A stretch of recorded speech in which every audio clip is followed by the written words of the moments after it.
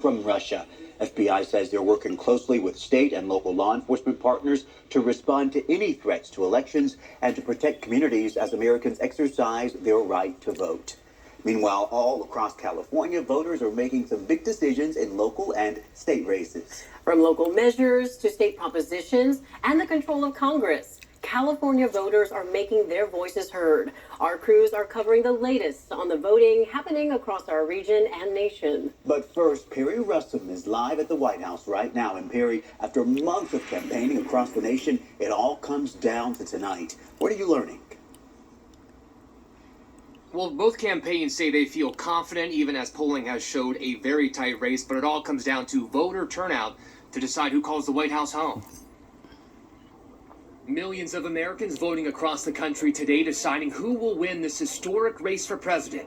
Former President Trump voting today in Palm Beach, Florida, saying he feels confident. Look, regrets, you always have regrets. I can't think of any, to be honest, to use her expression. I can't think of any.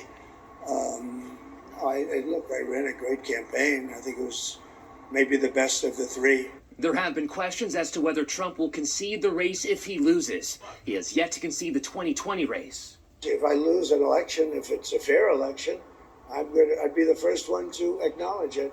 Vice President Kamala Harris voting by mail, casting her ballot days ago. Harris speaking to radio station V103 in Atlanta. I think this is an inflection point in terms of this is the moment where we have two very different visions of the future of our nation, and mine is focused on progress. Both campaigns spending the final days of this race in Pennsylvania. The Commonwealth could decide this race. A judge extending voting hours by 2 hours in Cambria County in southwestern Pennsylvania after technical issues.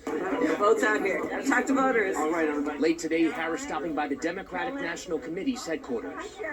We have all these volunteers here. You'd be really excited to know. There are just a lot of young people who are here calling the neighbors all over the country. And with the results coming in, it will take some time to count all of the votes, but we do have some news out of battleground Georgia, a crucial state in this race. The Secretary of State says he is confident they will have results tonight. Back to you. All right, Perry. Now looking nationally, how has the voting process been running so far?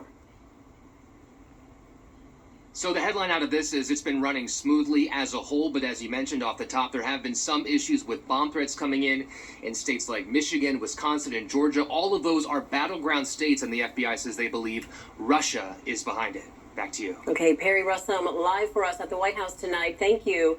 Let's get over now to ABC 10's Brandon Ritterman, who's at the ABC 10 touchscreen breaking down the electoral votes. Brandon, what are you seeing as polls close on the East Coast? Well, we're at the very early stages of watching results come in tonight, Laura. You can see we only have just a handful of Electoral College votes. These are populating in real time as our election team tonight is updating results for you. And as we can take a look at the screen, you can see not a ton of surprises. We're really focused on these key states that you can kind of see highlighted here in yellow. And if I go ahead, I just want to take a moment to pop this up to the 538 forecast, because that gives you a real sense of where we're going to be focusing our attention throughout the evening. As I mentioned, those states that are highlighted in yellow, you can see Arizona and Michigan, they're kind of leaner states.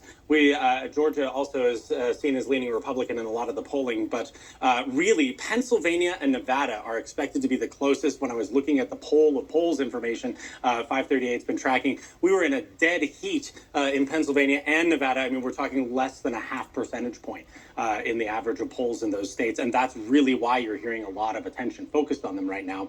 But election night can be full of surprises, so we'll be watching as the results come in. Again, if we take a look at the board, it's just beginning, folks.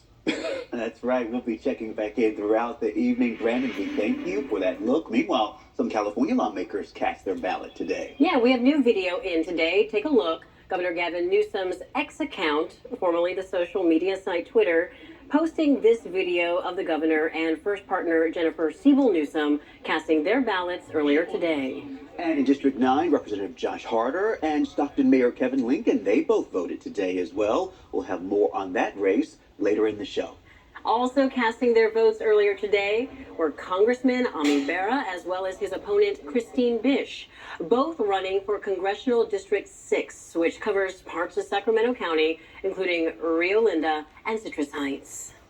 Now, keep in mind, we do also have a weather impact alert tonight. I do want you to take a look at some video we shot right outside the ABC 10 studios. You can see that wind moving around the trees, and this is really just the beginning because, Monica, I know you're tracking, new fire danger tonight? That's right. Peak winds are still ahead of us overnight tonight through early tomorrow. Take a look at the red flag warning area that extends all the way through the valley and also towards the coast. In fact, the coastal valley region is where we'll see some of the strongest winds overnight tonight. Meantime, we're also tracking that wind advisory that goes into effect at 10 o'clock tonight, lasts all the way through our Wednesday. So the timing for our weather impact alert continues through Wednesday. Gusty winds, be outdoor aware, meaning tree branches, trees. If you're out for that walk, you could see some of that debris coming down.